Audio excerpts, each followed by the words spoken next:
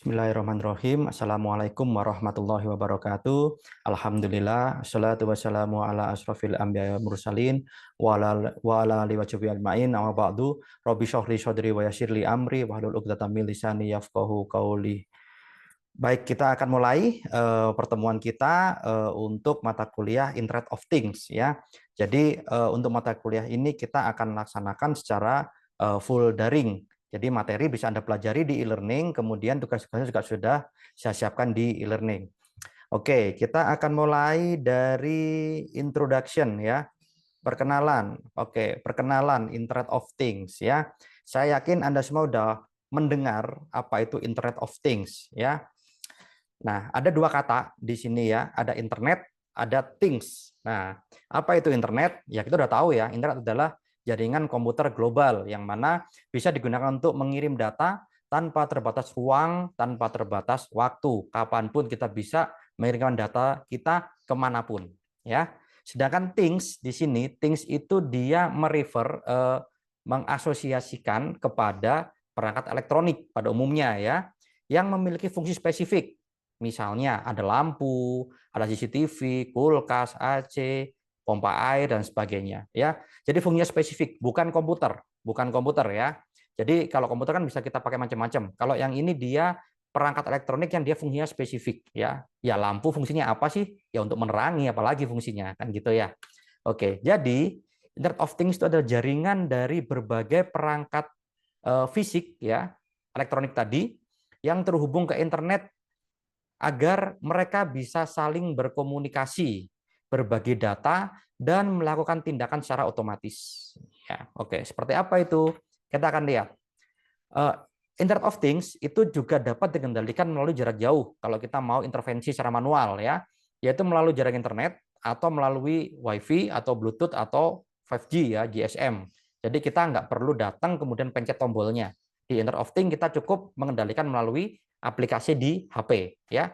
Atau lebih keren lagi, Internet of Things itu memungkinkan perangkat-perangkat tadi itu untuk bekerja secara otomatis. Dengan cara apa? Dengan cara mempelajari data yang sudah terima sebelumnya untuk menentukan aksi selanjutnya.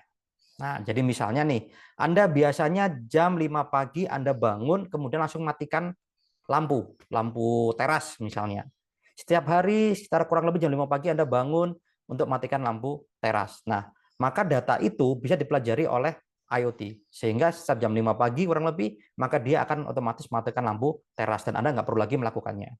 Atau Anda mau mematikannya melalui aplikasi di HP, itu juga bisa.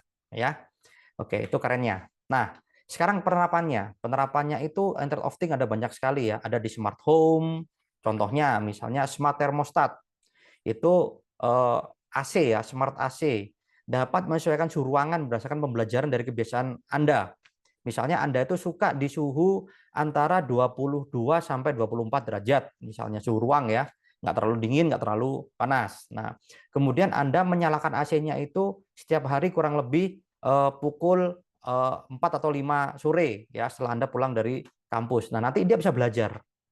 Oh, Anda pulangnya jam 4 sore, maka untuk mencapai suhu 20 derajat dibutuhkan waktu kurang lebih 30 menit. Maka AC-nya bisa nyala sendiri jam setengah 5 atau jam setengah 4 sebelum Anda pulang. Nah, itu dia bisa membaca data Anda. Kemudian contoh lain, smart lighting yang tadi saya sampaikan ya, otomatis dia bisa nyala atau mati sendiri. Atau misalnya Anda punya kebiasaan tengah malam itu Anda bisa kamar mandi. Biasanya ya kebiasaan kamar mandi. Anda melewati ruang tamu, melewati dapur sampai ke kamar mandi.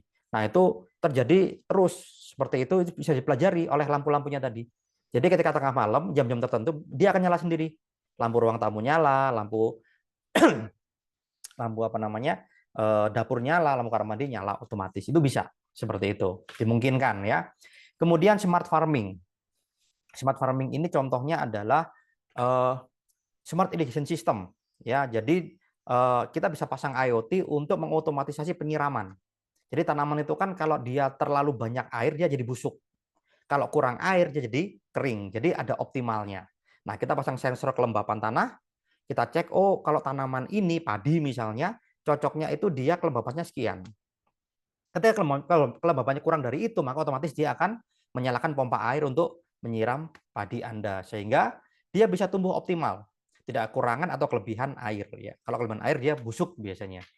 Kemudian bisa juga smart poultry farm, kandang ya, kandang untuk binatang misalnya kandang ayam ya, itu bisa makan dan minum secara otomatis, atau kandang sapi, kandang kambing dan seterusnya. Nah, seperti tadi juga bisa secara otomatis sehingga hewan ternak Anda itu bisa tumbuh dengan optimal ya, tidak kekurangan nutrisi atau tidak kelebihan nutrisi.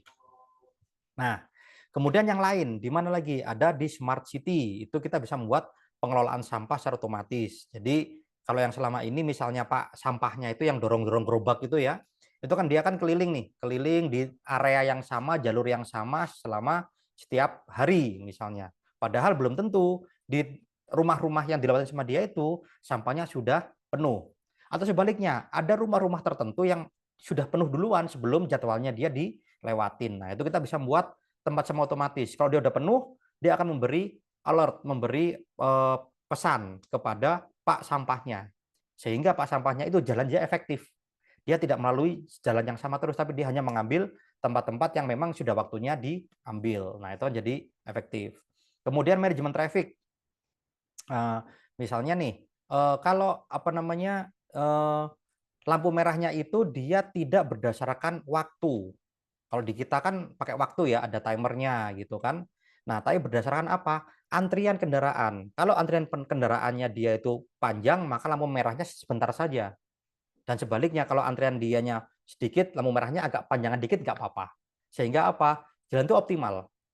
Kalau bisa, nggak ketemu lampu merah, gitu ya. Jadi jalannya hijau terus. Nah, itu dimungkinkan dengan IoT. Kemudian smart lighting untuk smart city. Jadi apa namanya? Lampu-lampu taman, lampu-lampu di tempat-tempat umum itu kan kita bayar. Jadi kalau Anda bayar apa namanya? Pajak rumah itu ada di sana, ada biaya untuk PJU namanya, penerangan jalan umum. Nah, itu bisa kita buat smart sehingga dia hanya menyala di saat-saat tertentu saja. Kalau siang ya otomatis dia mati. Kalau malam dia menyala, atau misalnya dia bisa mempelajari, oh kalau di sini banyak orang kerumunan nyalanya banyak lampunya. Kalau kerumunan sedikit nyala cuma sedikit sehingga kita bisa hemat energi. Nah, itu dimungkinkan dengan IoT. Atau industrial ya. Nah, ini sekarang pabrik-pabrik sudah pada pakai robot ya. Kabarnya Xiaomi sudah bikin pabrik yang full robot, bekerja 24 jam tanpa ada manusia. Nah, itu mengerikan sekali tuh bagi Anda. Anda kerja mau apa? Kalau semua udah diganti sama robot. Nah, itu ya. Itu contohnya. Oke, kemudian healthcare ya, di bidang kesehatan ya. Jadi biasanya kita bisa pasang nih smartwatch ya, ada smartwatch ya, ada jam tangan yang smart itu, dia bisa mendeteksi detak jantung kita, dia bisa mendeteksi berbagai apa namanya tanda vital kita ya. Nantinya itu bisa dianalisis datanya. Oh, ternyata kita kurang jalan. Oh, ternyata kita harus mengurangi asupan makanan yang banyak mengandung protein misalnya, kolesterol gitu ya. Nah, itu bisa dengan IoT. Oke, jadi penerapannya itu banyak sekali. Nah, sekarang komponen-komponennya. Apa saja komponen IoT? Ini secara umum ya, ini saya buat secara umum. Yang pertama ada sensor. Sensor itu ada macam-macam, banyak sekali macamnya ya. Yang sering kita gunakan nanti itu biasanya sensor suhu udara. Dia otomatis ada kelembapan juga. Biasanya kodenya DHT11 atau DHT22. Ada sensor cahaya atau LDR ya. Ini udah Anda dapatkan waktu dulu di mata kuliah elektronika digital. Ada sensor gerak ya, motion sensor. Ada sensor tekanan untuk dia mengukur beratnya. Ada sensor gas, ada sensor kelembapan tanah, ada ultrasonik, ada banyak sekali macam sensornya. Nah, sensor-sensor ini dia akan menghasilkan data.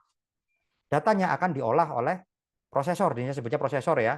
Ini adalah perangkat IoT yang dia fungsinya untuk memproses data. Ya, ada banyak Arduino, Node MCU, ada Raspberry, ada BeagleBone, ada Orange Pi dan lain sebagainya. Ya, sampai Intel Edison. Nah, edge computing, fog computing dan cloud computing ini kita sudah melibatkan komputer dengan kemampuan proses yang lebih baik dengan resource yang lebih besar ya. Kalau edge computing ini biasanya kita akan meletakkan Raspberry Pi ya di edge. Edge itu ada di tepian dari jaringan IoT tersebut.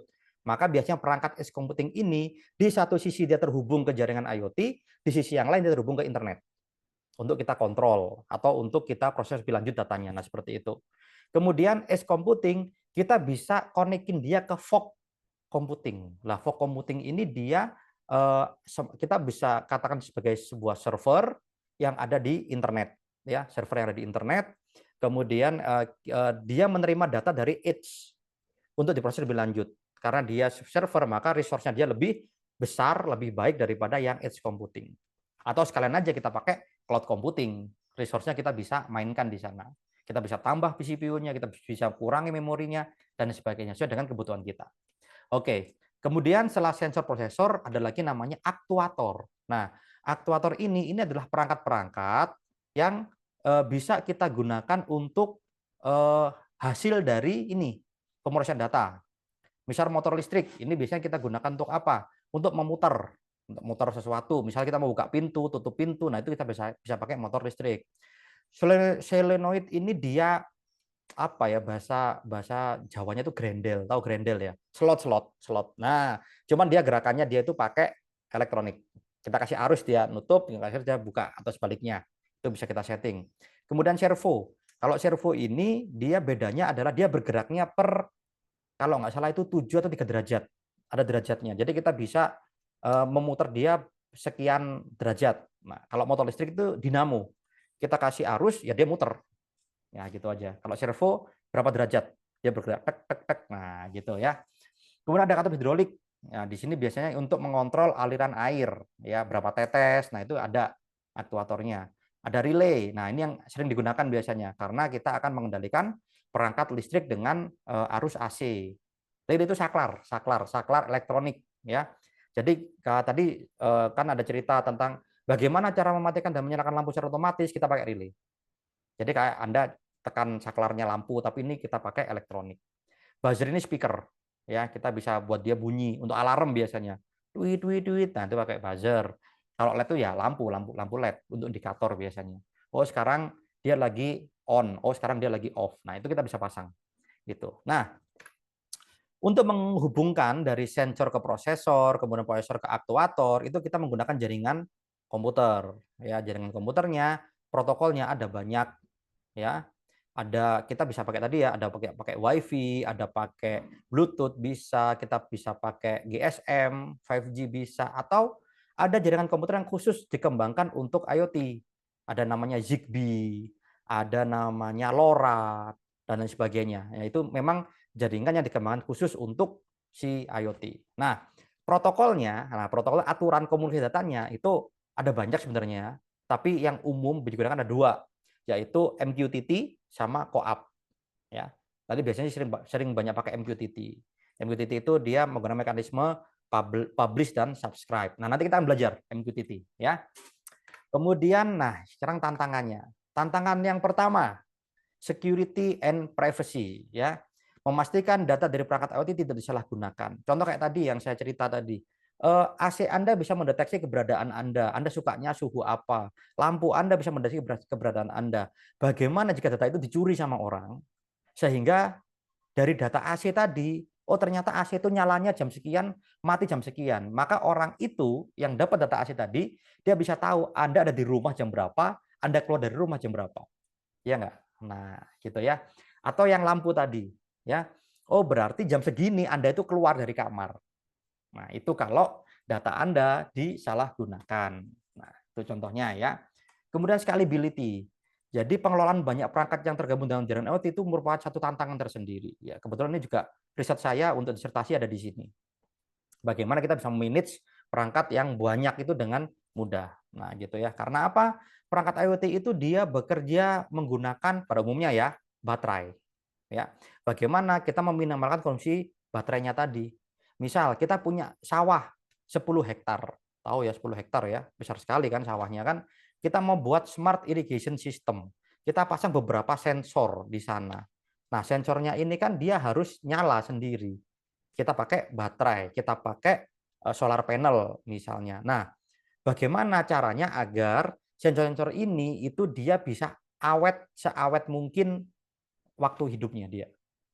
Gitu. Ya itu tekniknya ini banyak sekali ya. Ada yang misalnya dia ngirim datanya itu misalnya 1 jam sekali atau 10 menit sekali atau bahkan kemarin saya barusan baca jurnal itu udah lama jurnalnya sih cuma saya baru baca kalau datanya itu kurang lebih sama dia nggak dikirim gitu. Jadi dia sleep, kemudian dia baca data, dia bandingkan dengan data sebelumnya, kalau kurang lebih sama ya sudah gitu. Kalau perbedaannya signifikan baru dia akan kirim. Nah, itu dia untuk meminimalkan si konsumsi energinya. Nah, kemudian interoperability. Nah, susah ngomongnya. Nah, ini jadi membuat standar komunikasi antar perangkat IoT. Jadi banyak produsen yang membuat perangkat IoT dan masing-masing punya standarnya masing-masing. Nah, bagaimana mereka bisa saling berkomunikasi? Maka tadi ada yang namanya co-op, ada MQTT. Nah, itu salah satu cara untuk bisa menggunakan mereka semua agar mereka bisa berkomunikasi. Saat ini biasanya ya mereka proprietary. Mereka mengembangkan protokol sendiri. Contoh, ada smart lamp, smart lighting, smart lampu namanya mereknya Bardi atau TP-Link juga bikin atau banyak apa namanya produk Cina banyak. Nah kemudian dia juga ada aplikasinya. Kemudian aplikasinya Bardi dia hanya bisa connect dengan perangkatnya Bardi. Aplikasinya TP-Link bisa connect dengan perangkatnya TP-Link. Nah misalnya di rumah Anda ada satu lampu pakai Bardi, satu lampu pakai TP-Link. Nah Anda kan pakai 2 aplikasi dong jadinya. Bagaimana caranya agar Anda bisa pakai satu aplikasi saja? Nah itu perlu ini interoperability ya. Oke, sekarang masa depan IoT. Bagaimana menurut Anda?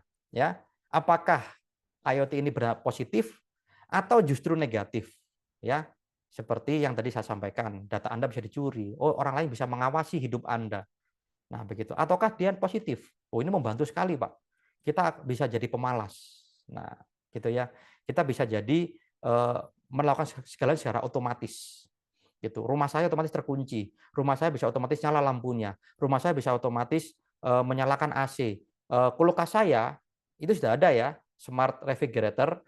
Kalau dia isinya habis, otomatis dia order apa yang habis di sana. Kemudian kita bisa masukin, oh nanti hari Sabtu saya mau masak misalnya capcay. Ya, capcay itu dia butuh apa saja, apa namanya bahan-bahannya. Dia bisa membaca, oh ternyata di sini telurnya kurang, otomatis dia order telur. Itu bisa dan sudah ada. Gitu, ya. Nah, positif atau negatif seperti itu. Bagaimana kalau harusnya dia order telur, tiba-tiba dia ordernya motor? Kan Anda yang bayar. Kayak gitu ya. Oke. Nah, maka berikan contoh kasus nyata yang mendukung pendapat Anda. Boleh, Anda berambut positif boleh, negatif boleh, tapi berikan kasus nyatanya.